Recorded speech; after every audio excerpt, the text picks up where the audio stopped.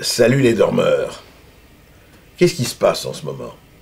C'est que l'esprit de victimisation est tellement énorme et tellement grand que dès qu'il se passe quelque chose qui ressort plutôt du fait divers, eh bien, ceux qui sont victimes de ce fait divers, surtout quand ils sont des politiques ou d'ailleurs des médiatiques, eh bien, ça devient une histoire terrifiante et une tentative de déstabilisation, un complot véritable, sinon international.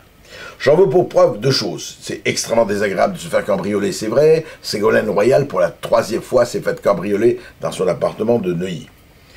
Je dénonce évidemment tout cambriolage, c'est une espèce de viol, c'est extrêmement désagréable. Sauf que Ségolène Royal a crié partout, oui, au moment où j'énonce ma candidature, c'est une tentative de déstabilisation, suivie par tous ces hussards qu'elle émet entre tous, et tout le monde dit, c'est pas possible, c'est encore une fois quelqu'un organisé, les ennemis, alors, est-ce les ennemis à l'intérieur du PS, est-ce l'horrible UMP, sont-ce l'extrême droite? On se perd en conjecture jusqu'au moment où la police arrête, 48 heures plus tard, une jeune fille de 14 ans ou 16 ans, on ne sait pas, qui a l'habitude de cambrioler un peu partout dans Neuilly. On comprend qu'elle préfère cambrioler à Neuilly plutôt qu'à la Goutte d'Or. Bon, et donc l'affaire se dégonfle à ses justes ou injustes proportions. Même chose pour l'estimable site rue 89, qui s'est fait voler une vingtaine d'ordinateurs, et tout de suite...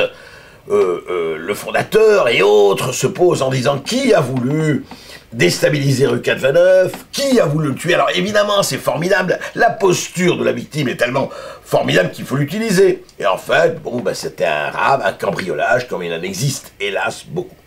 Voilà, je pense qu'il ne faut pas confondre faits divers et politique, et que chaque fois qu'il se passe quelque chose de ce genre, il ne faut pas penser que la CIA, Julian Assange, Wikileaks, le Mossad et les Mukhabarat sont dedans.